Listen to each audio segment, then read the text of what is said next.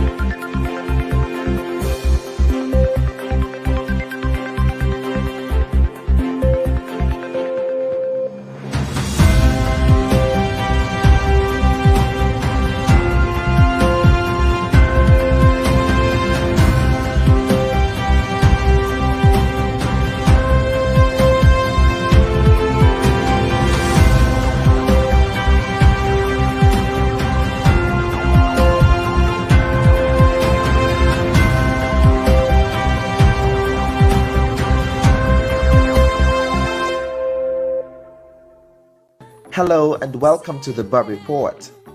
This week, we observe and commemorate Women's History Month.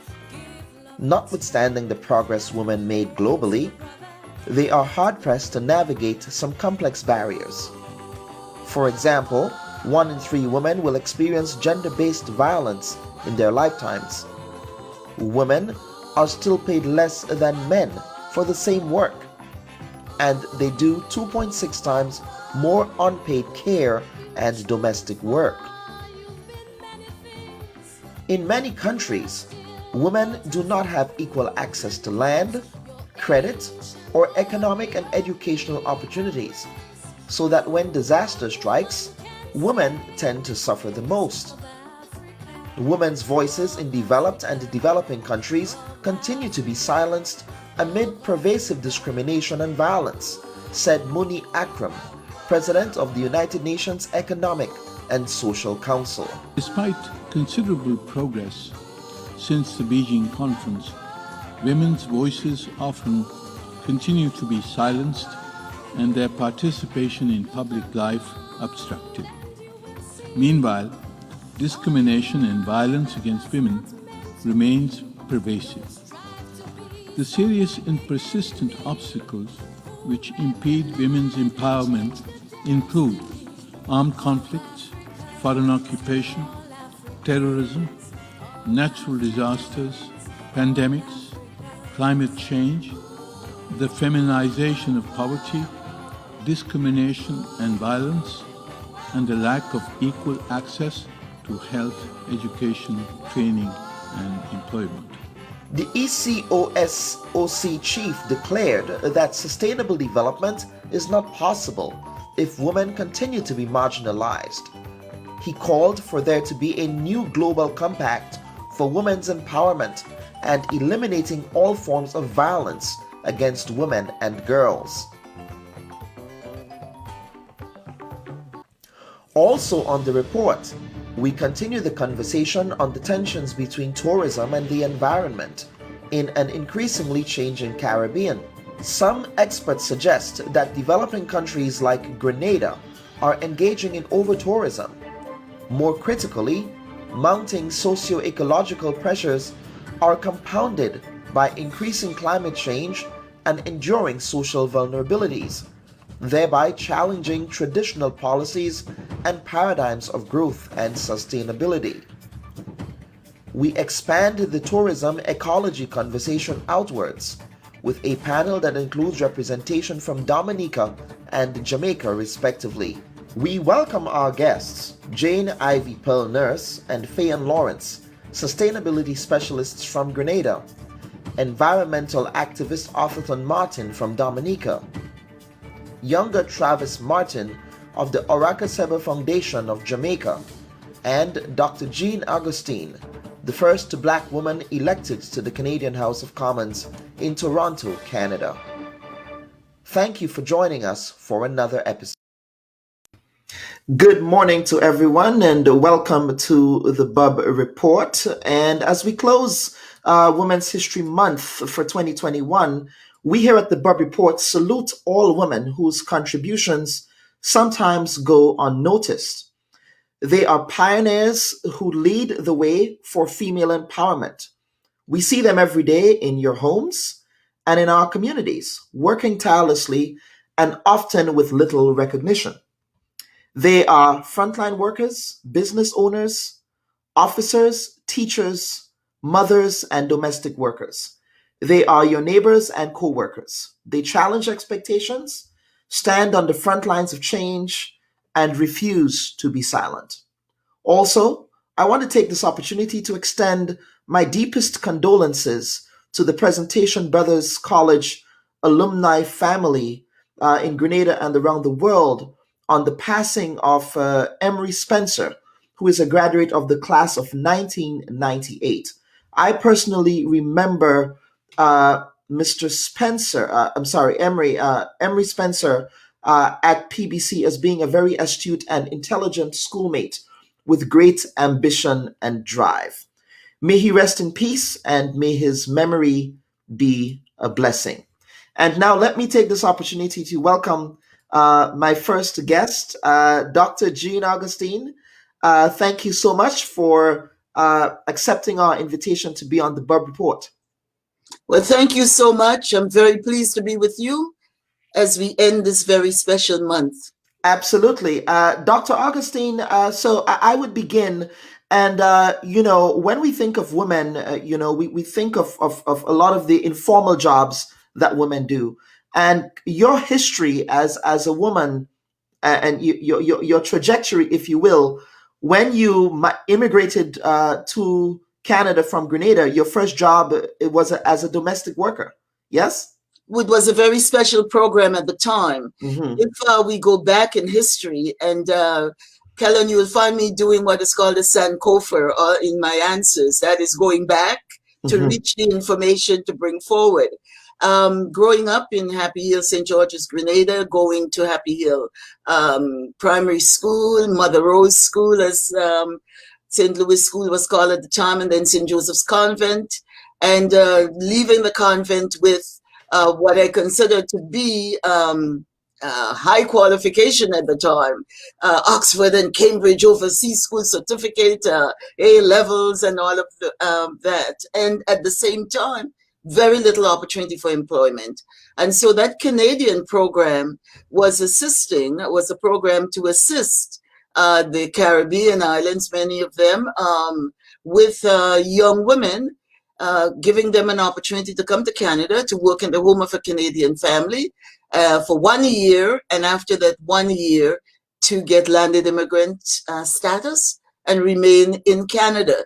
So I took that opportunity. I was one of 9 women that was the quota assigned to Grenada at the time, and came to Canada, worked in the home of a Canadian family, taking care of a 9-month-old baby. And that was my beginning in Canada, doing what is called domestic work, or being a nanny or a household help. And you moved from the help, if you will, the household help, to be the first Black woman to be elected to the Canadian House of Commons. That must have been a significant accomplishment for you. Well, it is a significant. It is significant simply because there was. Remember that African Canadians, Black people, have been in Canada since 1603, and that I would be the first woman to enter the House of the first Black woman to enter the Parliament of Canada. So what those 400 or more years of Black involvement, Black people's contribution to Canada, Black people being part of Canadian society, the need for the full participation of everyone in the political process and in other processes in Canadian society had to be looked at, and looked at very seriously. So when I was asked after years as an educator in the school system here, classroom teacher, vice principal, principal, having had my University of Toronto first in my master's in education, University of Toronto, all of my teacher training, etc., having the opportunity to sit on various corporate boards and participating in many of as an activist and advocate on many issues that call for the full integration of everyone in the society, and pushing on the fact that if we are a mosaic, if we are a multicultural, multiracial, multi-ethnic, multi-religious society, then each and every one of us should be allowed, not allowed, but should be able to participate fully in the society. And so when I was asked to run by one of the political parties, I did. I hesitated because women don't say I want to run. It was not in my path. Actually, when I left Grenada, I was, looking for post-secondary education and doing something for myself. But when I decided that yes, I was going to run, I made sure that it was a winnable riding, because oftentimes women are placed in ridings that's not winnable. And at the same time, I took the opportunity to do what was important and necessary: form teams, raise monies, make sure that the party platform was according to my own beliefs and ideological positions, etc., etc. And so it was a big thing when I was elected the first Black woman. Actually, not only the people in my riding or my constituency who felt that they had sent me to Ottawa, but I think every Black person in Canada felt that they had a hand in getting me to Ottawa. So it was about that village influence as well. But let us segue into the status of women in the 21st century. Yes. One of our viewers, he makes the point that the marginalization of women is a reducing phenomenon in his part of the world, at least. Women are actually doing exceedingly well in all spheres of life and professions, and that is a good thing. But let us reflect on where women are in 2021 versus where they were at the time when you immigrated to Canada and served in a cabinet that was mostly male dominated. Well, I was a minister responsible for the status of women, Secretary of State for the status of women. It's important for me to talk about Canada because I know that best in terms of the progress of women. 50 years ago, we set up a commission on the status of women. The commission went around the country and came back with about 167 recommendations. Recommendations in various fields. The discussion around equal pay, pay equity, maternity leave, child care, issues around birth control and reproductive health, pension reforms, access to education, the need for women to hold managerial positions, the issue of women's ability to be in every sector and structure in the boardrooms of the nation, etc., etc. And those recommendations over the years have created a number of changes in Canadian society and have enabled women in Canadian society. One of the things that happens in Canadian society is and we take pride that we lead the world with a forceful legislative framework of laws and policies and procedures to ensure women's equity and women's place in the society. And so the discussion still goes on in terms of where women are, not only in terms of women in the workplace, women in the marketplace, the laws, the justice system, the socioeconomic situation, but the discussion continues. And the Canadian women see themselves very much as advocates and activists around the situation of women, not only in Canada, but women around the world. And what are some of the deficits? What are some of the areas that still need, attention and improvement?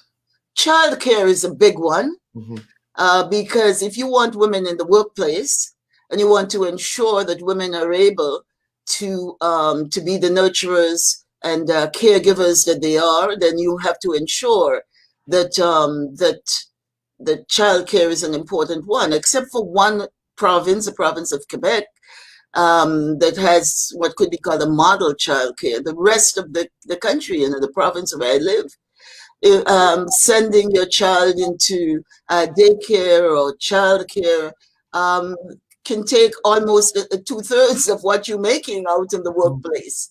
And so until we deal with that issue, we're at the point now where the pandemic has affected women, have affected the caregivers. We know the faces of folks who are affected by the pandemic. The faces are women, and the faces are minority and Black women. So there are a lot of conversations and discussions now as we go forward. What we do about compensation, what we do about childcare, what we do about the pay and for the service as caregivers, etc. So right now we have a lot bubbling in the society as to how we can move forward with the realization and the recognition of what the pandemic, the anti-Black, the systemic discrimination, the Black Lives Matter conversations. This is all bubbling now, and it is a hope that as we go forward, we'll see some of the issues around women's role in the political in the political arena, parties opening up for critical mass of women as candidates, corporate boardrooms now looking at who is sitting at the boardroom tables and looking at the pipeline that would lead to women getting their places, because we had at one point in time just about 6 or 7 provinces where there were women as premier of the province, and we noticed that we've lost those opportunities, and so we see women reaching certain heights, and then for other things in the society, kind of losing that impetus to get women moved in every section and every sector of the society. The issue of pay and equal pay is one again that the conversation is and the policy directions are all leading to what we must do in that area. At the same time, there is always the discussions among political parties whether they'll open up the issue of abortion or whether we have more or less spoken to the issue of reproductive health, and there is understanding that we all agree, and why do we need to, to go back to that discussion? But we know that this is something that pops up every so often. So women's place in the marketplace as entrepreneurs, and what we can do during this pandemic time. The government has put quite a bit of money to assist small businesses, and we know that women are mainly in those small businesses, the hairdressing salons, the small corner stores. Women are there, and it's important that as women get into and become more engaged with the small entrepreneurial, that they get that support that's needed. So those are the conversations that are taking place. Where are we heading? And now that we know the importance of women as essential workers in our society, as caregivers, when we know the facts. I mean, the issue of violence against women, we've had, this is a discussion that seemed to not bring the kind of results that we expect, despite severe laws about stalking legislation, about rape, around abuse. That carries on. And this pandemic, we had a number of women who were killed by intimate partners and by others. And so we see this violence against women in the society carrying on despite measures, despite laws. And so places like women's shelters, programs that support women when they have to leave the home. And of course, we know that in the pandemic, we've not been able to sustain that kind of activity and support as we should, because women find themselves confined with partners in this pandemic period when we are in lockdown.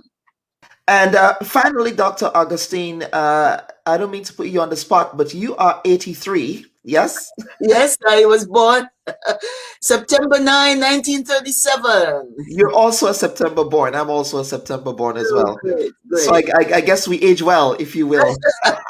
The good Grenada soil. The Grenadian soil, yes. But on a personal note, how do you maintain? You have a very busy schedule, and so you stay busy. I can tell.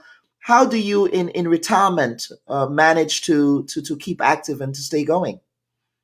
Well, I keep active simply because people like yourself call me and get me engaged.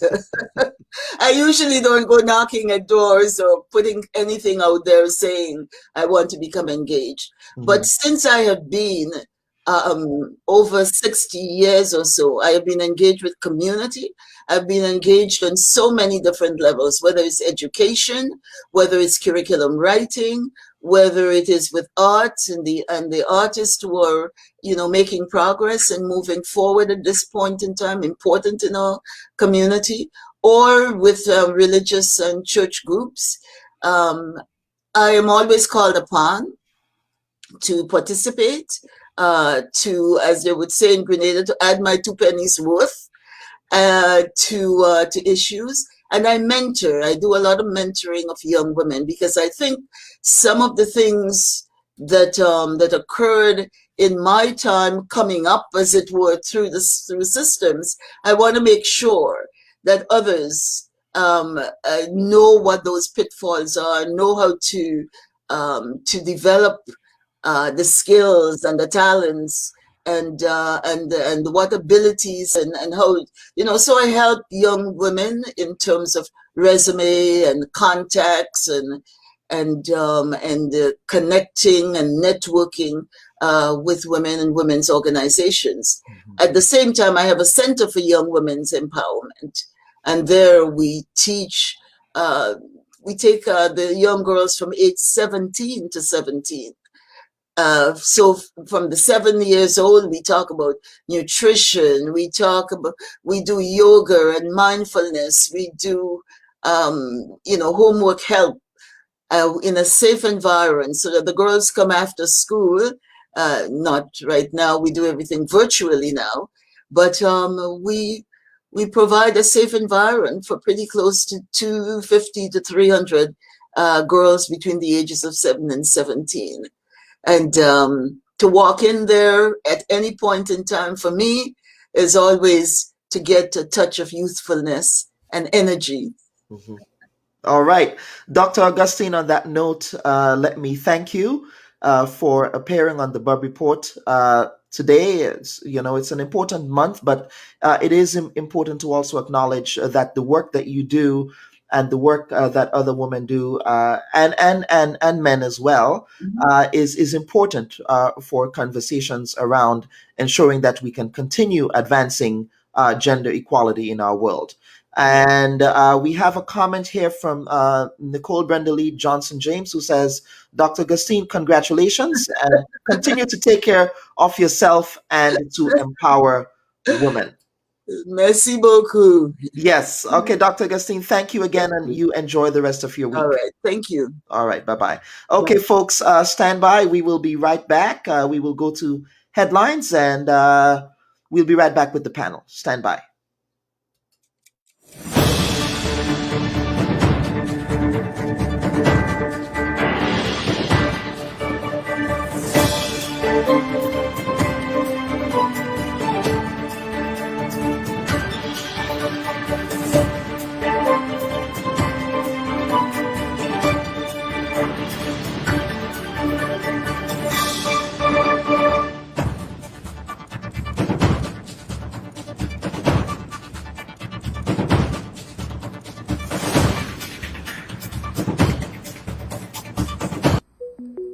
We wear the mask that grins and lies. It shades our cheeks and hides our eyes. This debt we pay to human guile. With torn and bleeding hearts, we smile and mouth with myriad subtleties. Why should the world be overwise in counting all our tears and sighs? Nay, let them only see us while we wear the mask. We smile, but oh my God, our tears to thee from tortured souls arise. And we sing, hey, baby, bye. We sing, hey, but oh, the clay is vile beneath our feet, and long the mile. But let the world think otherwise. We wear the mask. When I think about myself, I almost laugh myself to death. My life has been one great big joke, a dance that's walked, a song was spoke. I laugh so hard, I almost choke when I think about myself. 70 years in these folks' world. The child I works for calls me girl. I say, yes, ma'am, for working's sake. I'm too proud to bend and too poor to break. So I laugh until my stomach ache when I think about myself. My folks can make me split my side. I laugh so hard, I nearly died. The tales they tell sound just like lying. They grow the fruit but eat the rind. I laugh until I start to cry.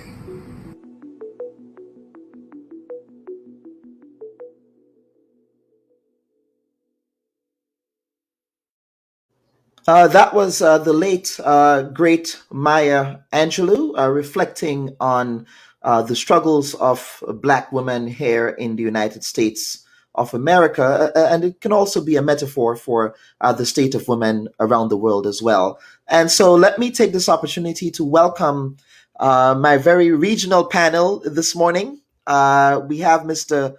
Travis Graham. Let me apologize. I believe I mistitled you in the intro, Yes, Travis. But I apologize for that. I will make sure and correct that. Let me also okay. welcome Fayeann Lawrence, who is in Grenada, as well as Arthurton Martin, who is out there in Dominica, and Jane Nurse, who is also in Grenada. Panelists, welcome. All of you operate within the space of environmentalism, sustainability, sustainable development. And the conversation we're going to have today really surrounds the impact, the ecological impact of the new direction of tourism we're witnessing in the Caribbean region. And I would begin, folks, with a quote, and this is from Alfred Wong. He is a development economist, and Mr. Wong says, "quote Tourism has been an important component of Caribbean island economies for more than 3 decades. The business model is based largely on the deployment of low-wage workers in destination surroundings which mimic the post-colonial plantation era. Moreover, mass tourism has resulted in stretching the carrying capacity of some smaller island states to the limiting end, unquote." But he goes on to say, quote, "A new strategy to replace classical as well as alternative tourism is urgently needed." And so this is how we're going to frame this conversation today. Travis, I will begin with you in Jamaica. Jamaica has been sort of a mass tourism destination. Um, and so, what does sustainability look like in ensuring that you can manage Yeah. that tension that exists between tourism and ecology? Okay, I think Travis lost the connection there, but I'll go to you, Athi. Actually, he's actually back. Me? Yes, I can hear you now. Please My proceed. apologies. Yeah, man, Yes. I fully agree. I think Jamaica does employ a mass tourism model, and pre-COVID, our population is close to 3 million. Pre-COVID, in terms of our visitor rate, we're getting close to 4.2 million visitors here, um, within our local accommodations, plus through our cruise ship industry. And yeah, we have about 400,000 persons who are both directly and indirectly employed within the tourism sector. So the contributions from the tourism sector is huge. It's just a little over 10% of our national GDP. So yes, tourism is one of the leading sectors in Jamaica. Um, for me, I am the executive director for the Arcabesa Foundation. We are a philanthropic arm of a resort, which is Golden Eye Resort, which is, I would say, it's a sustainable, focused resort.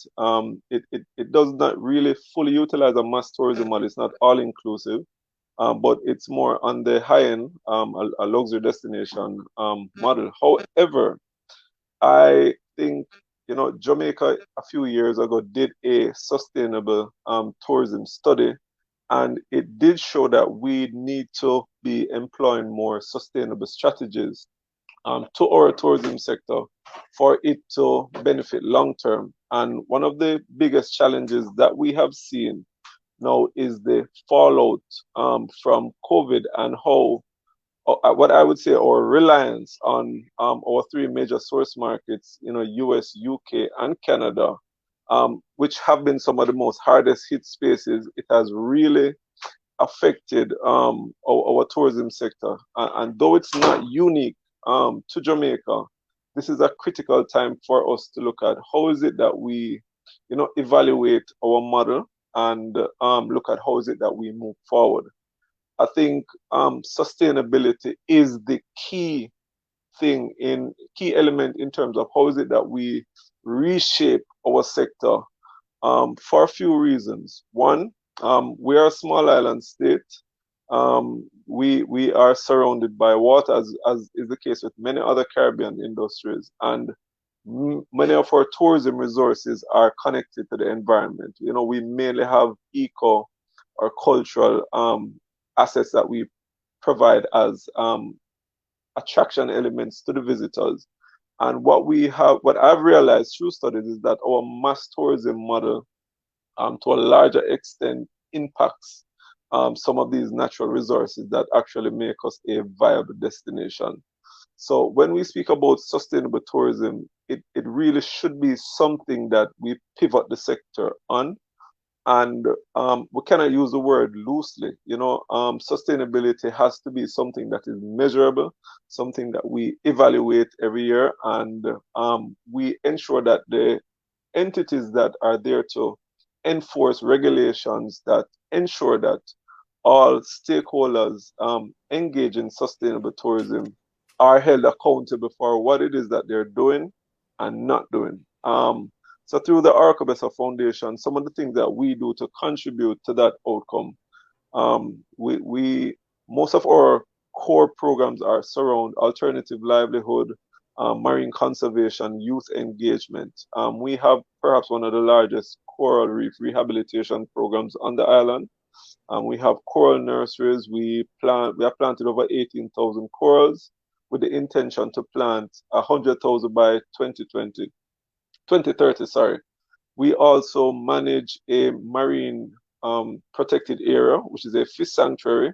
And just the concept of the fish sanctuary is really to promote sustainable fishing, because we employ what I would consider to be a ecosystem-based adaptation model, where an important part of our ecological activities are intended to tie in with the community and to be driven by the community. So in our case, all the things that we do as it concerns marine conservation, we do it as a 50-50 partnership with the local fishermen. And this is done within the understanding that for tourism to thrive, more locals have to be engaged and benefit from the tourism value chain. And also, the environmental sustainability has to be a very serious component of that model and strategy, because we depend on this resource in order to, continue becoming a viable destination. So sustainability is, we do have good examples of sustainable tourism, sustainable environmental development in Jamaica, but I do dare to say we need to have this as a fulsome national strategy. And I think, our governments have been challenged with, balancing, working with a lot of the multinationals that I would say have a large share in our tourism economy and tourism sector, and balancing that with how is it that we, employ all of these sustainable environmental strategies. And oftentimes the unfortunate reality is that these multinationals end up getting the benefit of the doubt. Yeah, these multinationals end up getting the benefit of the doubt. And in the short term, it seems like it works, but what you realize that long term, our local economies become impacted. We're so tied in, and we're almost a slave to their needs.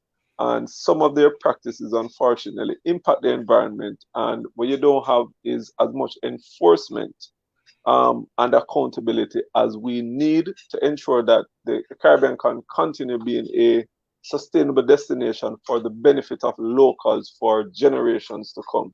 Mhm. And even within that. Yeah, let me bring in Atherton. Mr. Martin, welcome to the Bubb Report. And I would get to you over there in Dominica now. Dominica prides itself as being the nature island of the Caribbean. As a matter of fact, it is one of the most popular destinations in the Eastern Caribbean for nature tourism.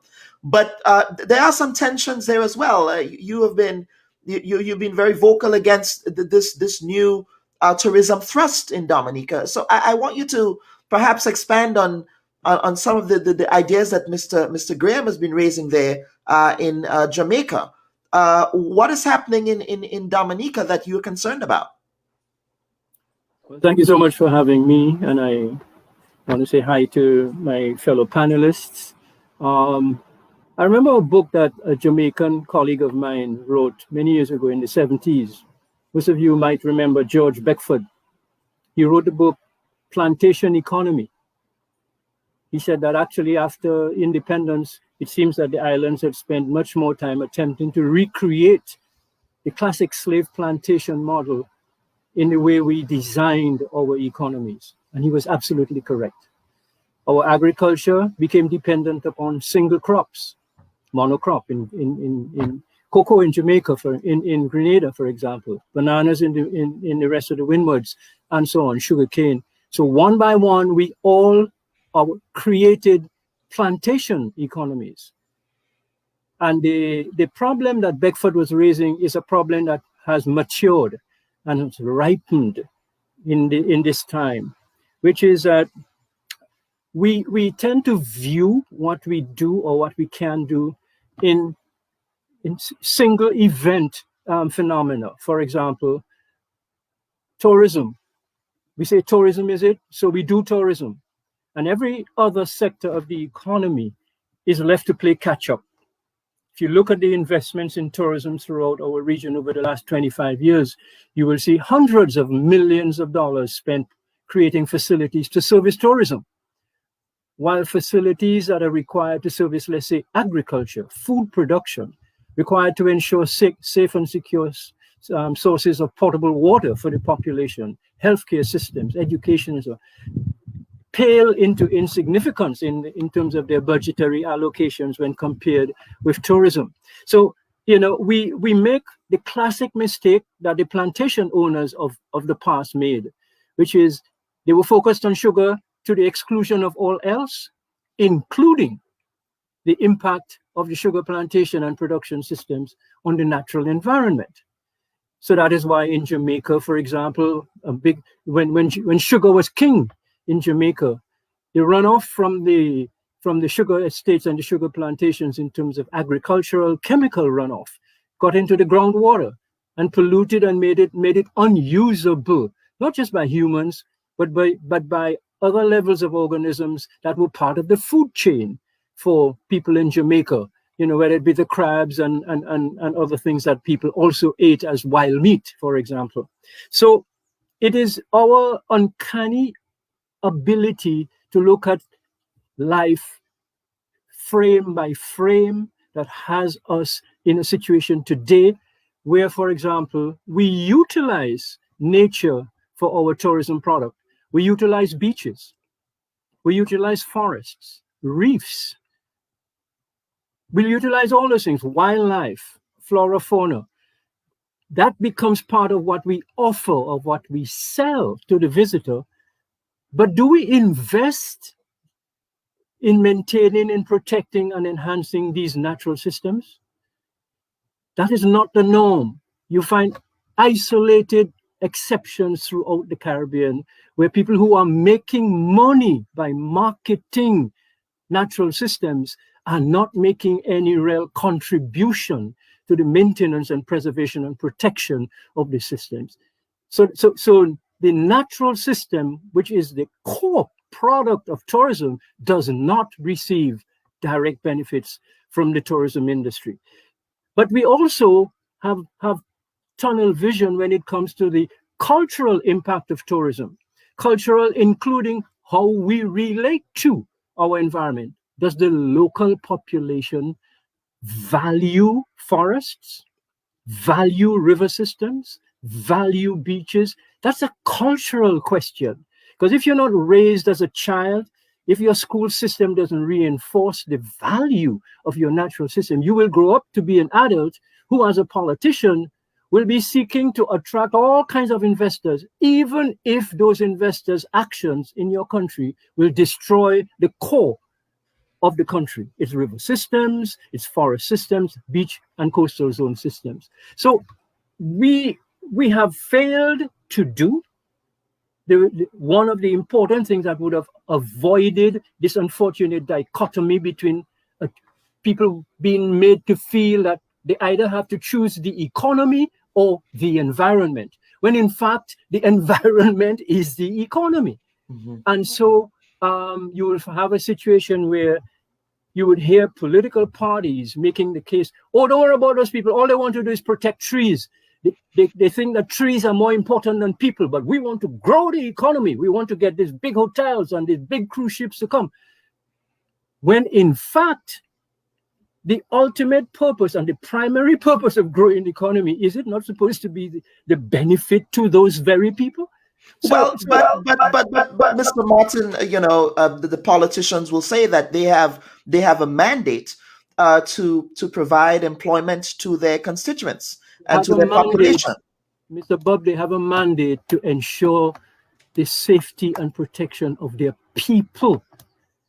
They don't have a mandate to attract investment at the cost of the health of their people, at the cost of the wellness of the elderly, the wellness of the youth, the healthcare system. No. We've allowed them to interpret their mandate in, again, this pillar view, these narrow things. Or we built these roads, or we brought 2 investors here, etc. When in fact, they put our country up for sale, trying to use the country to attract investments. When in fact, what is the country? Do we ask that question? Do we remind them that in fact, long before the investors came, we had water. Now that the investors are here, our water is polluted.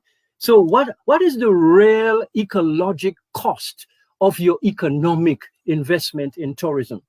We fail to do that. What's interesting, even the international financial institutions like the World Bank and others have now made the conduct of environmental impact assessment studies a sine qua non requirement for them to consider financing tourism sector plans or tourism private investments. But have we done that at the national level? No. In our angst to compete with each other for what we think are scarce investment dollars, we are actually relaxing on our environmental regulations, relaxing on waste disposal, so hotels can dispose of their sewage wherever they want, dispose of their solid waste anyhow they want. Cruise ships can come here and dump their solid waste into our landfills. And we do those things. In other words, we trade off the wellness, the well-being of our population for what are in fact short-term gains. And who benefits from those so-called investments? I'll tell you who benefits. There's a company called Range Development, which is now trying to do a project in Grenada, which did a project in St. Kitts, which did a project in Dominica. Guess how Range financed its so-called investment? In Dominica, the government provided Range with 800 Dominican passports for them to go and sell. They sold 800 passports to people all over the world. We don't know who they sold them to. They raised 185 million US dollars from the sale of Dominican passports. They built a so-called 5-star hotel in a wetlands. They built that 5-star hotel at a cost of 53 million out of that 185. 2 of the primary principals in the Range company walked away from that deal even before the hotel was opened. Each one of them walked away with 30 million US dollars. Each one of them. That same gentleman is now in Grenada doing the same thing, selling Grenadian passports that they did elsewhere in St. Kitts and so on, getting very rich, building a half-ass hotel, and walking away with millions and millions of dollars, having sold the one thing that is supposed to be dear to Black people is who we are, our identity. They took it away once with slavery. Now they're taking it away again with the sale of our passports. And they are the ones who are benefiting. So we need to be really careful. So in the my closing observation, at this point is, unless we in the Caribbean understand that culture, economics, politics, governance, wealth, wellness, and welfare of people are all part of the same package. Unless we understand that we cannot exclude attention to one of these elements of the package while we pursue what we think is the short-term gain, these hotels will not be around for a long time. Where the Kempinski Hotel was built by Range is in the middle of Dominica's largest coastland wetlands area, which guaranteed fisheries for several villages, guaranteed the absence of flooding, and guaranteed enormous biodiversity. We've lost all of that. The hotel is empty, not just because of pandemic, but it's empty because there's no way for them to get visitors into the hotel into Dominica, regardless. So, in other words, the failure of ourselves, we are at the core of the problem, not the investors. The investors are coming in to rape and loot. We supposed to be the ones saying, hey, hold on. Here are the terms and conditions under which Dominica will engage you in this critical tourism sector. But you cannot come here and dictate the terms of engagement, get our passports, sell our passports, use the income from the sale of our passports to finance what you are calling your investment and walk away with $60 million? Come on. So that is the model that is here. The only way to change it is for us to sort of get real and realize this is long after the investors are gone. The guy left here, he went to St. Kitts. He left there and he's now in Grenada. So they're picking us off like ripe mangoes, one by one, and they're spitting us out. And our leadership and our private sector and our civil society is collaborating with that rape of the modern plantation in the Caribbean. Yes, Mr. Martin. Also, let me make the point, and as a disclaimer, we did invite Range Developments, a representative from Range Developments, to appear on the Bubb Report. We reached out on several occasions last week to obtain a confirmation from them. They've yet to respond, just as a disclaimer, in the interest of ensuring that we have balance. But let me bring in Jane and Fayeann, who are based in Grenada. I want to bring you guys into the conversation because this is a conversation that is being had in Grenada as well in this current moment, in the context of this new what I would call a mass tourism thrust. Central government frames the argument as wanting to ensure that we can have more room stock on the island, that there is a demand from the global north to ensure that there is enough room stock for passengers. That's how it's framed. But again, based on the conversation we've been having here today, it's about that ecological impact. And so what are you seeing in terms of that ecological impact in Grenada? And how do we go about ensuring that we can mitigate those impacts? Jane or Fayeann, either one of you can jump in. Wonderful. Thank you. So one of the wonderful things about being on a panel such as this is the level of discourse that we're able to have. But one of the challenges on being on such a panel is that the three previous speakers, but specifically the last two, have covered so much of what needs to be spoken about that I think, can really only expand on it. Mm-hmm. So I think we can start by recognizing that the challenge that we're seeing is that our governments across the region, it seems, themselves undervalue the worth of the island. And so it is to them something that should be sold and can be sold on the cheap because they themselves don't value the natural systems. We are not investing in our local population enjoying those natural systems.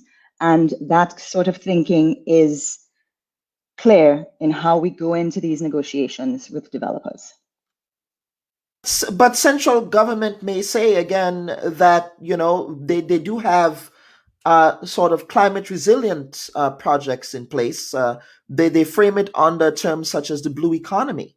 How do you assess these programs that are meant to manage the tension? I'm going to bring in Jane here. What do you guys think about the notions of things like the blue economy, which are supposed to mitigate those environmental impacts that you guys are really working hard to ensure that that mitigation happens? Kellen, let's step back for a moment. And first of all, thank you for having me on the panel, especially following such distinguished ladies as beforehand. I also want to commend the speakers before me. And let's take out the heat for a second and step back. Let's look at, for instance, the tax base of working Grenadians. And I think the ballpark figure is 15% of working Grenadians pay taxes. Now, why am I bringing that up? Because most people can't actually make enough money to pay taxes to the government, which where's the taxes supposed to go to helping us with our infrastructure, public health, conservation, all of those issues.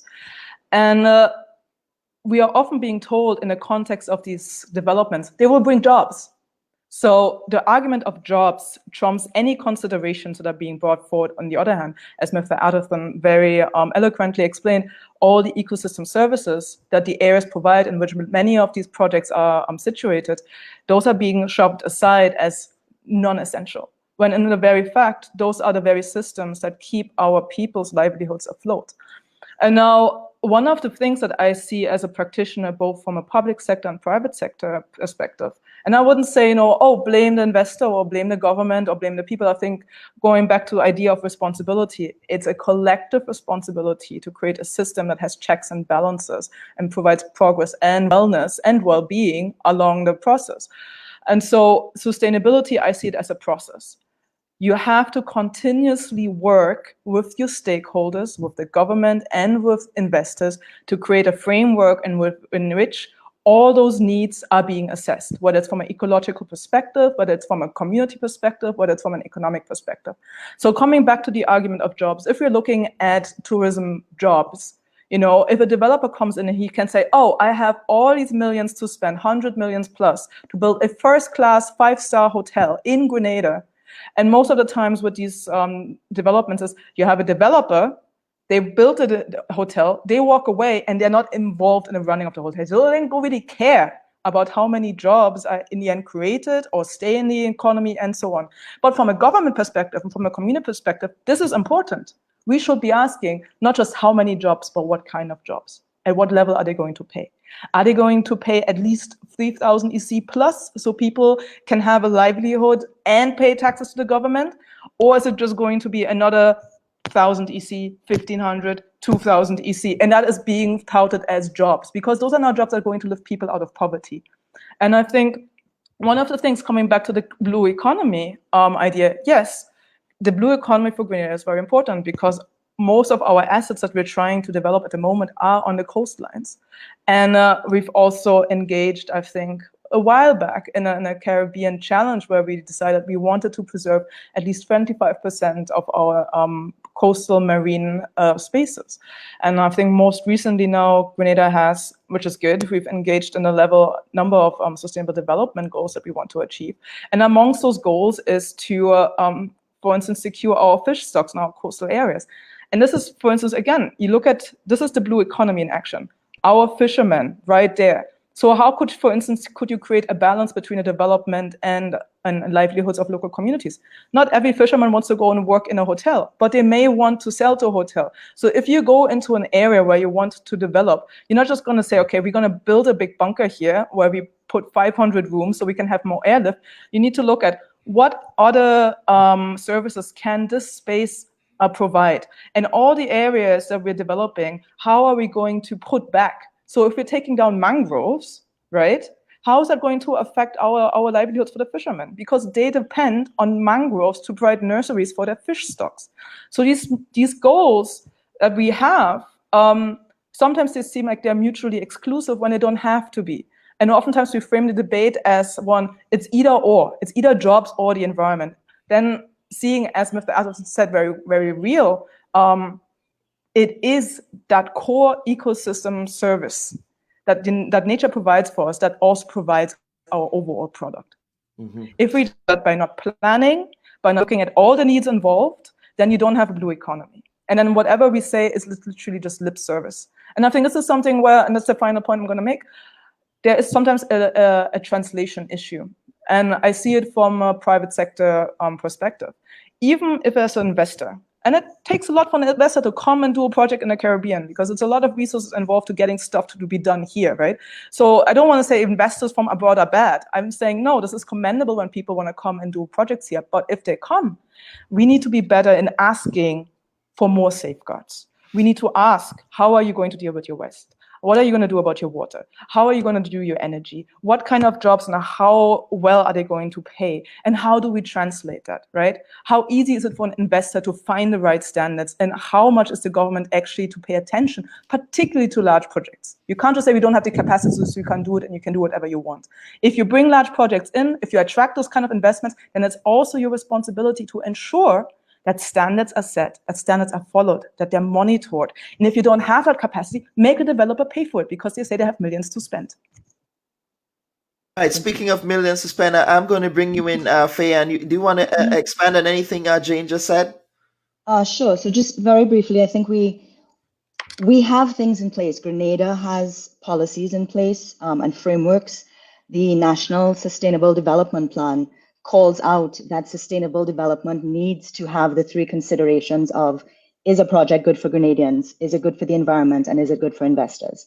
And it is not a zero-sum game. I don't think any right-thinking Grenadian, which are the only kinds that I know, is anti-development, but the development has to be sustainable. So are we investing in our social, environmental, and also gaining the economic benefits of these investments?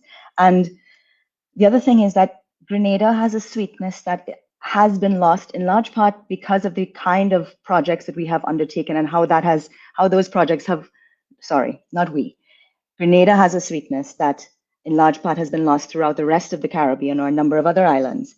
And that has come about as a result of the types of developments those other islands have said yes to, and how that has changed the interaction between the local population and the tourists. There is a naturally building resentment, or there will be a naturally building resentment if you're going to work for 7 EC an hour, out of which taxes are still being taken, and there's no public transportation system in place to get you to and from work, and yet you're going to a 5-star hotel to cater to, in a plantation-like tourism sort of way, tourists who are not getting out of the 5-star resort because they have everything they need at their disposal to see the island and to enjoy what we are actually about, which is the people, those interactions that you can still have, that you can't have in a lot of developed countries anymore because people don't want to interact. And we need to recognize what it is that makes Grenada special, and these other islands as well, before they are lost there completely. And demand it even, not even ask it of developers who we do want to attract. But how many 5-star hotels does an island need, especially if other islands who have the infrastructure to already accommodate the mega yachts, etc., if they already have them throughout the Northern Caribbean, why are we also trying to replicate that here in Grenada to the detriment of our environment and our people? And we are not reinvesting any of those dollars that we are supposedly getting because, again, the process is quite opaque, so we don't know where they're actually going or what they're being used on. But we're not seeing the reinvestment in our infrastructure, in our highways that, part of one of our main roads is falling into the ocean through erosion. And so now we're just cutting the highway through a residential neighborhood, which has its effects on that neighborhood, whether the children can walk to school or go and visit their family as they have always done, if it's safe to let your children and your pets play outside. I mean, again, we've got to recognize the value of what we have in the islands. There's the saying that we live where you vacation.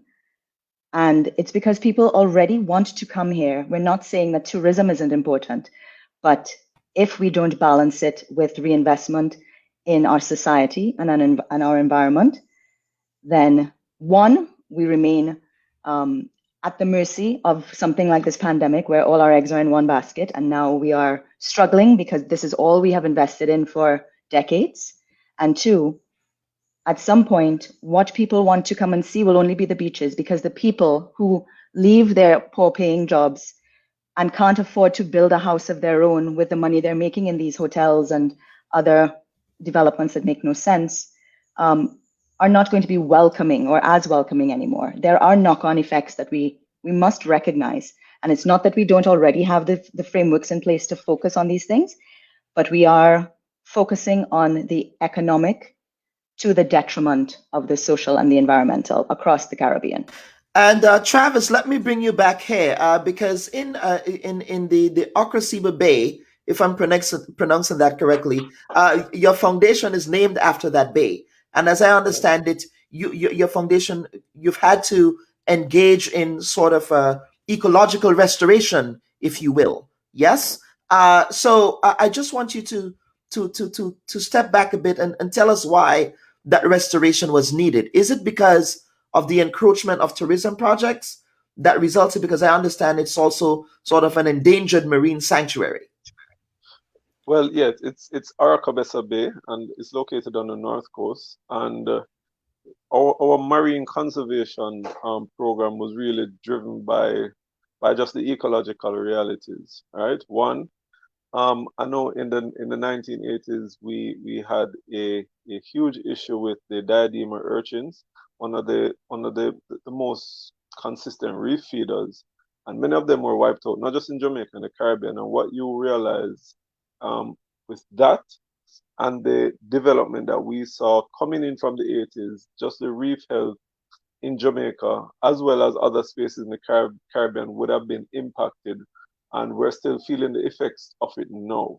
Right? Also, the Caribbean is one of the most overfished regions globally, and then we have the impact of climate change, which causes bleaching effects on our corals, not just in Jamaica but in the Caribbean, and then the continued developments associated with tourism.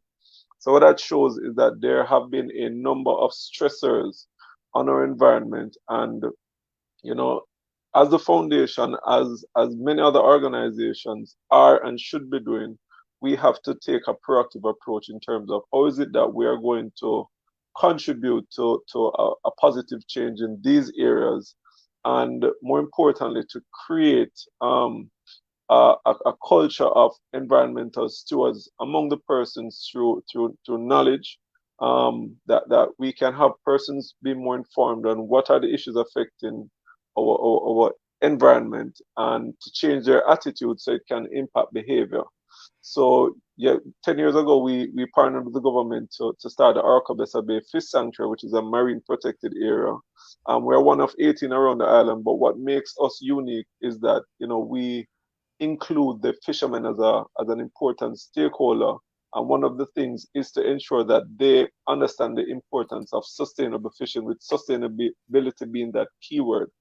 We do engage in coral reef rehabilitation, and in 2019 we started a dive shop, and the dive shop was started as a social enterprise, with the profits from the dive shop basically funding our coral reef rehabilitation program. So we look at ourselves as a stakeholder in terms of practicing sustainable blue economy. And it is important that sustainable be added to the word, because you have entities that interact with the ocean that will be a part of the blue economy sector, but they are not practicing sustainably. And we see where it has been impacting the local environment. So even though we have signed the Paris Agreement, even though we subscribe to the Sustainable Development Goals, one of our biggest issues for me as a region is leadership. And how is it that we utilize our collective power of a region to determine how is it that we navigate our region for the upcoming generations? And leadership is important. So when I've read books like The Economic Hitman, written by John Perkins, he speaks about the global corporatocracy that really runs the world and helps to shape economic plans of developing countries. And I would say tourism may be seen as that, where I would say tourism is basically run by what we call the global distribution system, which is run by multinationals, which basically dictate how our regions strategize in terms of tourism development. And while it has been bringing money in our region, it is not a sustainable economy, because COVID has shown that we are very vulnerable.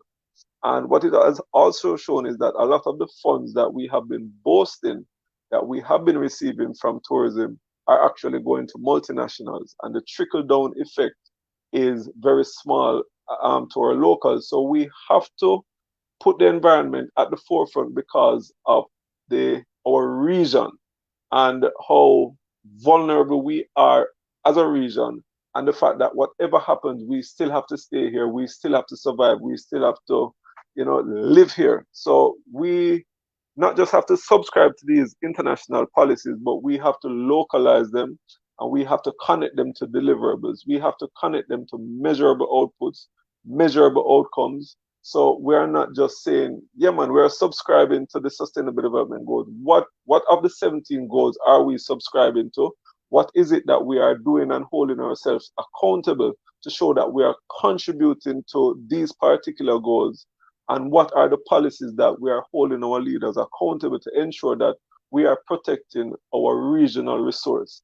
And I think it is important for Caribbean leaders now to see that as a Caribbean, we have 20 countries represented in CARICOM. We have a huge voice globally, and we have to ensure that we stand up for the region and ensure that we protect future generations to come and put environment at the forefront of those strategies. Mr. Graham, on that note, you've brought us to a point where we need to come up for air, take a break, and we will come back and wrap up this very important discussion. Folks, stand by. We'll be right back.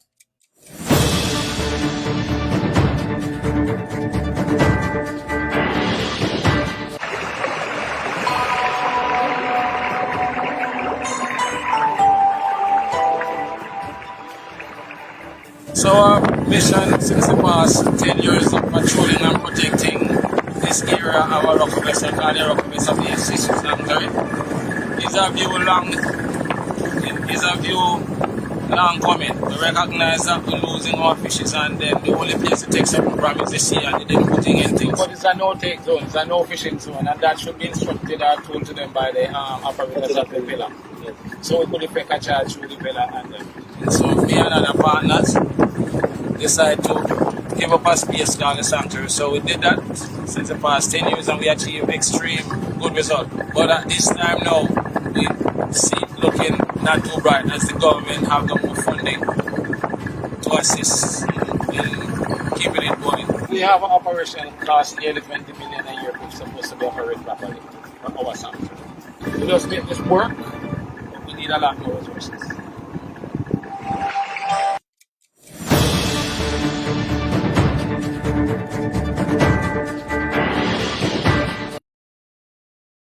All right, folks, welcome back. That was a clip from the Jamaica Gleaner about the Rakasabe Foundation and the work that you guys do over there in Jamaica. But as we conclude, because at the end of the day, folks, you would acknowledge that central governments, government policy, they talk about consultation, they talk about checking those boxes, and one of those boxes is consulting with folks like yourself.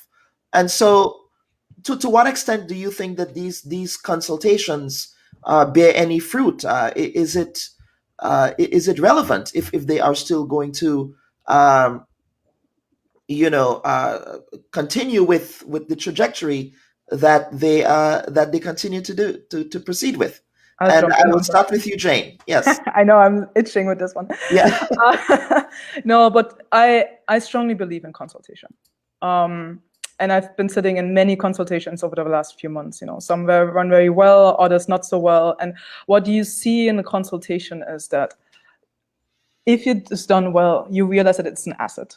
It will make a project stronger, particularly from a government perspective where you have lack of capacity and expertise or implementation. If you can tap into the local expertise that does exist, or even amazing expertise around. Consultations, they help you unearth that quality of people if the consultations are done in a genuine manner. And I think that's something that's a trick we miss over and over again, that we do the consultations just as a performer. or as a tick box exercise because the World Bank and the IMF or whoever told us to do so, without recognizing the qualitative difference it makes if we facilitate a consultation constructively, not just as and I can see it. It's not always a nice experience, especially from a government perspective. You sometimes sit in a room and people are just being angry, right? Because they haven't been involved early on. And I think we can change that culture if we recognize that constructive critique, isn't something negative, but it's something to be actively looked for, searched for, invited. And it will make a project stronger, because then this is the area where you shouldn't build. This is the area maybe you can build, but under certain conditions. This is the area where you can build under certain conditions with the help of the community you're trying to serve. And if you don't do that adequately, if you don't take people serious and respect them in that process, you get that kind of loggerhead attitude and you're missing out. Then yes, it takes longer. Yes, it can be cumbersome, but ultimately in the long run, it's the most sustainable pathway. And I see that comment thrown around on the internet sometimes, on a lot of articles pertaining to environmental issues in Grenada. We need to get out of our third world mentality, but mostly said in a way of, we shouldn't argue about the environment. We should just build whatever we can, and not recognizing that if we want to raise the standard of living, of quality, of well-being for everyone, we have to put in place systems. We have to follow these standards. We have to implement and insist on these procedures. And sometimes that's uncomfortable and it's not easy. I know as a sustainability practitioner, it takes a lot of effort to do it right, but in the end, you get a better result. And that's something we need to keep in mind and keep insisting on over and over and over again. Let me bring in Fayeann. Fayeann, same question to you. So well said, Jane. The local expertise exists to make these consultations useful. But as Jane said, the consultations must not be performative if we expect them to have genuine outcomes. It can't be that we're just calling a bunch of people in a room to check that box to say, as a developer, I've done this, and so I'd like to break ground now. Really, what we need is transparency from the developers, from any developer, regardless of what they're building. Where are you digging? Have you done an environmental impact assessment? Why is that not readily available? We need that transparency so that the consultations can be useful. The existing experts in the room, we don't have to necessarily call in foreign experts. So much of our talent already exists here. But the concern is that when the talent steps into the room, it will derail the project. And to Jane's point, that is not the intention of consultations. That should not be the intention of consultations. So transparency from the developers, accountability from the government, because as I said, all of these frameworks already exist, and that is part of the frustration, that it's not that these plans don't already exist and we have a vision for the sustainable development of Grenada. It's that no one is being held accountable to ensure that the framework is being stuck to. And then, as we're talking about the consultations, we need oversight from the citizens, and that oversight should be welcomed because citizens want the country to develop. It is how we get to the next level in terms of building schools and hospitals and the education of our population, but it can't be to the detriment of our soil. In fact, that good Grenada soil that Dr. Augustine referenced before, it can't be to the detriment of that soil that makes us look, ageless at the age of 83. We need to recognize the value of that. Mm-hmm. I really like that metaphor and the way that you weaved it into the conversation. Travis, I will bring you in. The same question. Now, Jamaica, obviously, they have had sort of a running start with respect to their tourism product and what it looks like over there. And I'm sure those tensions that are inherent in Dominica, in Grenada, have already been adjudicated, if you will, in Jamaica. So in terms of the work that you do with your foundation, what sort of, communication buy-in do you get from the policymakers there? We do get communication buy-in to an extent. And as I said before, while there are a lot of very good best practices in and around Jamaica, I would say we have to be cultured to approach our policy implementation at a national level, where it is something that we do straight across the board. And I think that is the general challenge, where we may have, very good indicators sparsely spread. However, we do have policies that speak to how we should be shaping our environmental and tourism sectors nationally. But as I said, the issue has been leadership over the decades. And this is not tied to any specific political party, but it is really about having the political will to maintain a particular standard within the context of the international sector and what the demands of these multinationals are. So yes, we do have a regional population of about 40 million persons, with close to 227 million visitors coming here on an annual basis throughout the Caribbean. And we are dependent on possibly three major source markets: US, Canada, and UK, right? And many of these destinations, they buy into the mass tourism model. And we have basically tied our society to these models. However, we have missed a very, very important opportunity to diversify our model, right? And utilize it to attract other source markets such as Asia and the Eastern Pacific, Africa, and other areas that are more interested in heritage, cultural, and environmental tourism. And I think we are basically responding to what the market is asking for, not realizing that it has a debilitating effect on our society over a period of time. So we have to really know what we want as a Caribbean sector, and we really have to collectively hold our regional governments accountable for the road that we are going on and the impact that it will have on our sustainable economies going forward. So yes, there are good examples of what's going on, but it has to be straight across the board. It has to be a philosophy in how we treat economic development in the Caribbean.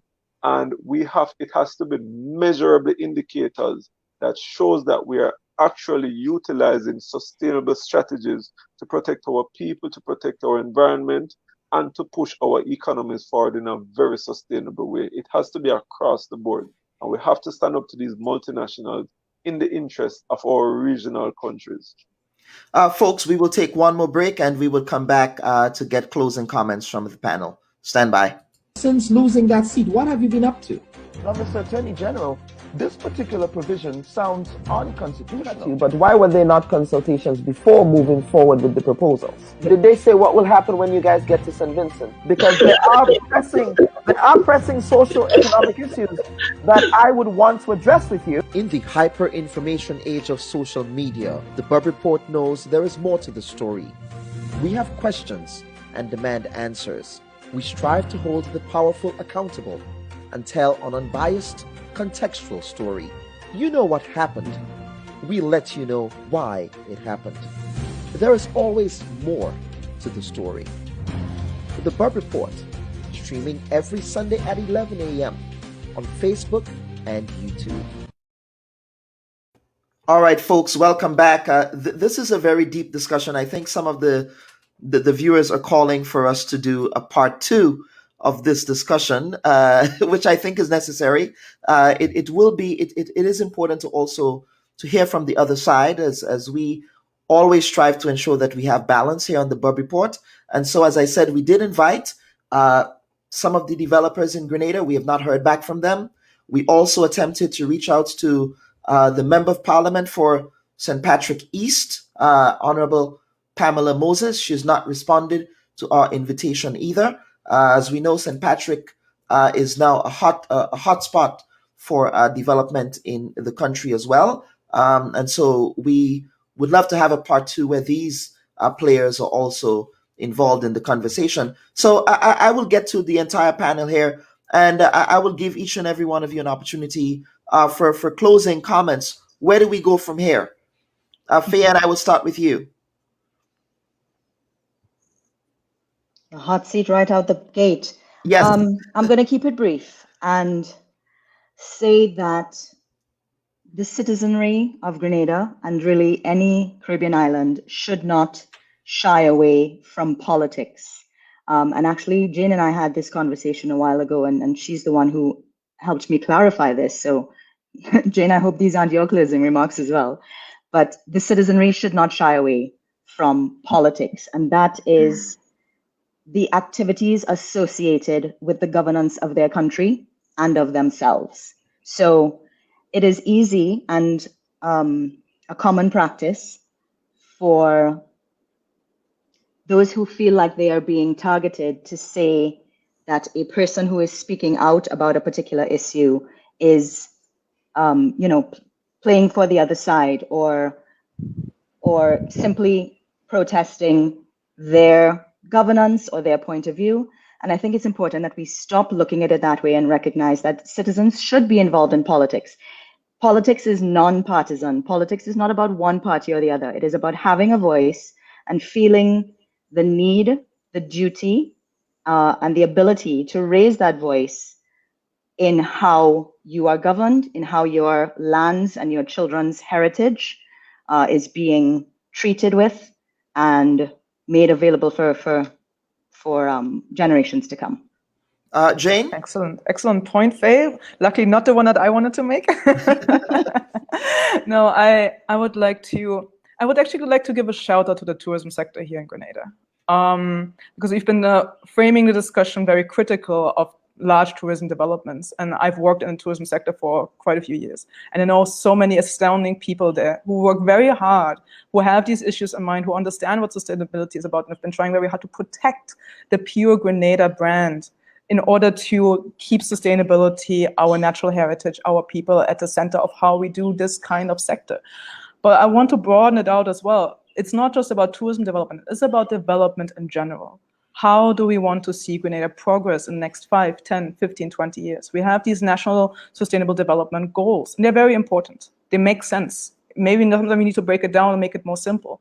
But the point really is that in order to prosper, we need to maintain our ecosystem services. They're vulnerable, they're sensitive. And if we build one big hotel there, another one over there, another one over there, and more than that, we just cut down here and there for any kind of development without any practice of how are we going to sustainably use our resources, we will lose what makes Grenada special.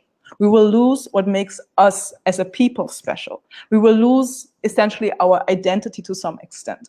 And we may not identify with the little pricker bush down on the peninsula, but those things, they do matter. Maybe not just one patch, but collectively, because it's a system. And I keep thinking of it as a body, Okay, we debush, we clip our nails because they need a little bit of trimming. We take down a mangrove, we take down a piece of our kidney, which we need to filtrate the waters to keep, the fish stocks healthy. We take down the trees, we take a bit of our lungs, so we can't breathe anymore, right? So every action ultimately contributes to a larger system. And so we need to think mindfully about how do we develop. It doesn't mean we can't develop, it just means that we have to develop with sustainable practices in mind. And that is possible. That is totally possible. We can do that. So I don't want to go back to a plantation mindset as I see people saying. I want to let us move forward and look at how can we do development in a constructive way with people, with developers, with the government in collaboration, because it's possible. We can do better. And I think we should.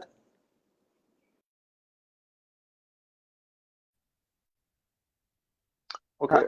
Travis, please proceed. Yes. So personally, for me, I am advocating for the use of a ecosystem-based adaptation model in terms of how we treat our sustainable tourism development, because it's so linked to the environment. And the ecosystem-based adaptation model basically speaks to the importance of getting the local communities involved in the decision-making process, ensuring that whatever development that takes place within their spaces are to their ultimate benefit. And this is critical because we have to ensure that more Caribbean nationals benefit from the tourism value chain. And we have to ensure that we pivot everything on our education sector and to ensure that it is an essential part of our school curriculums, so we can shape the attitudes of persons generally to be more environmental conscious. And I think if we can achieve this, then naturally we will ensure that the organizations that have the responsibility for providing oversight to all sectors and the environment are held accountable to what they are doing. Because the policies are there now, but the issue is enforcement, the issue is regulation, and the issue is we allow too many things to slide. If we develop a more environmental conscious society through education, then I think the natural course of action will be for more persons to participate in the process to ensure the outcome that will best benefit our locals and our region on a whole. Atherton, you have been sitting there in the wind, and I'm going to give you a chance to wrap up here. I was telling privately my friend Margaret that we need to have you back on the Bubb Report, Athy. So I would give you a chance to put a bow on everything we have been discussing this morning. First of all, let me say how happy I am and how optimistic I feel listening to so many younger voices, who have accepted and embraced the challenge of protecting and nurturing our Caribbean region. That makes me feel really, really happy. 48 years ago, I started my work on national and regional and global environmental issues. And thank you, Bubb, for actually enveloping me with this younger person. I just turned 75, so I am happy to see I can cross over, knowing that the business of protecting the Caribbean is in good hands. But a couple of the bullet points. Maybe it is time to drop this word development, because the DE is the prefix of so many negative words like devil, death, deny, destroy. Maybe what we should be talking about is something that more accurately reflects what Fayeann and all the others have been saying. The need for us all to get engaged. The need for us all to become enveloped. So how about you guys proposing to whoever you need to propose it, that instead of development, we are about envelopment. ENVELOPEMENT. Because you're going to envelope everybody big enough, and you're not destroying anything, you're not deviling anything, you're enveloping everything. So that's your task. A new word for the Caribbean contribution to the global discussion on sustainable development. The other point is, I'm sitting here on a 4-acre property in Dominica. It's 4 acres of land that my wife and I developed 25 years ago into a small resort.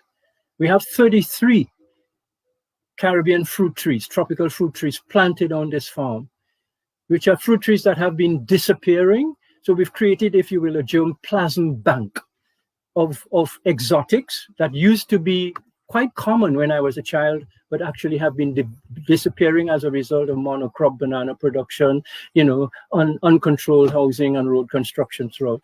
So, and we've been here for 25 years, and we are 400 meters above sea level, looking over the Caribbean, breathing clean, fresh air, which is one of the most important elements of a Caribbean vacation. People come here and they say, my God, I haven't breathed so deeply since when? And they feel better, they are better. And in this age of pandemics and viral infections, how do you place a value on clean air? How do you place a value on highly oxygenated air? Because I'm surrounded by trees. The forest is right here. I could reach out and touch trees from where I'm sitting. So the tourism we're looking for and the envelopment process we're seeking to promote is one that automatically, includes, values, nurtures, cares for, and teaches people how to manage those systems like clean air. What about water? Most of the English-speaking Caribbean is running out of water. Many to the north of us have run out of water. How do you do tourism without water? Do do reverse osmosis and desal plants when you are polluting the very coastal waters with your sewage that you want to desal in order to create drinking water? Come on. You know, there's an anomaly there. There's a problem in that mix. How do we create a newly designed thought process that allows people to see systems and a systems approach, just as nature does, an ecosystems approach, an integrated approach? That's the second point. The third point is this: the current structure of decision making at the policy making level, at the financial level, etc., is not designed or able to accommodate an integrated approach to envelopment. A bank does not bring to the table the key people who understand tourism or manufacturing or housing. No, they hire bureaucrats or highly trained technical professionals to make decisions about a sector that they know nothing about. They know nothing about it. And there they are making decisions about who gets loans, under what terms and conditions, etc., etc.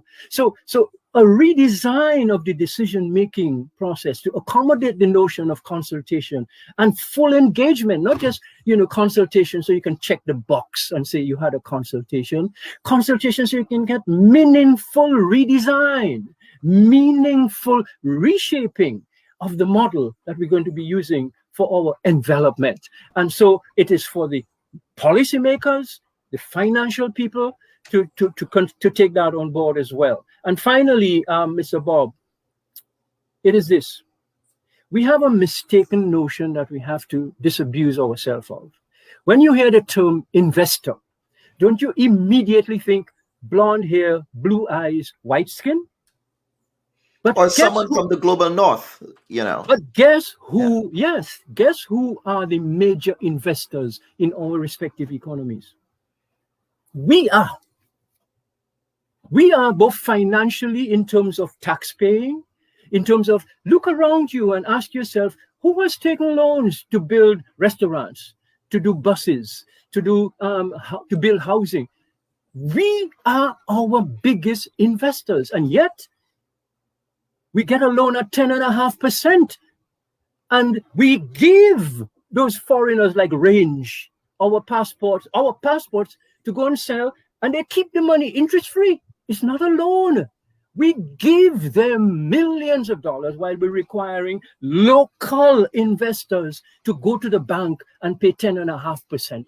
It is time for us to revisit, rethink what an investor is, what a tourist is.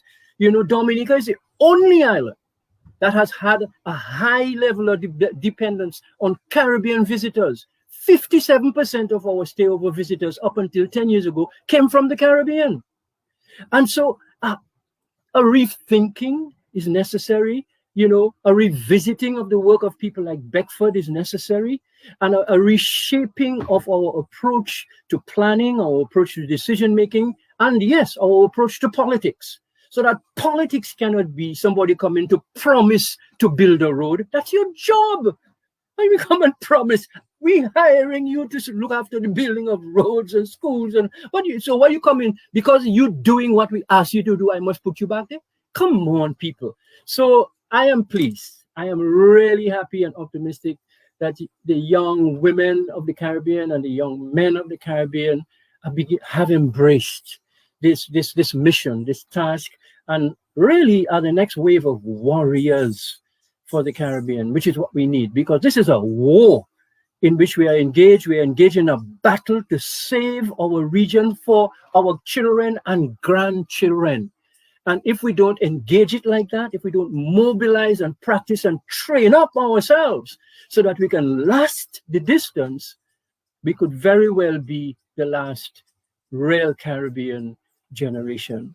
And I know none of us want us to be that. We want to be like our dear friend, the doctor from Grenada.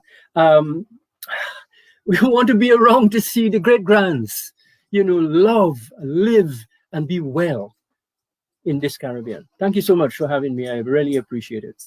Mr. Martin, that was a sage perspective. This has been a very rich conversation today.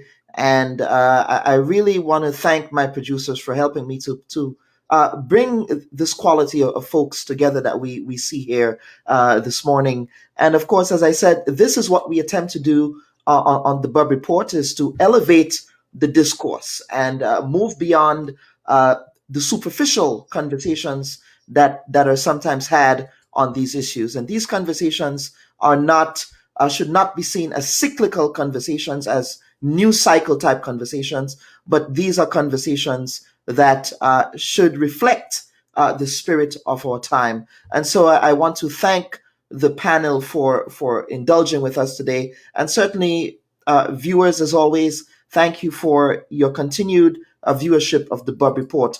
On that note, let me wish the Christian community around the Caribbean and around the world a happy Easter, a happy Holy Week season, and we will see you next week with another installment of the Bubb Report. Thank you. Have a great week. Bye-bye.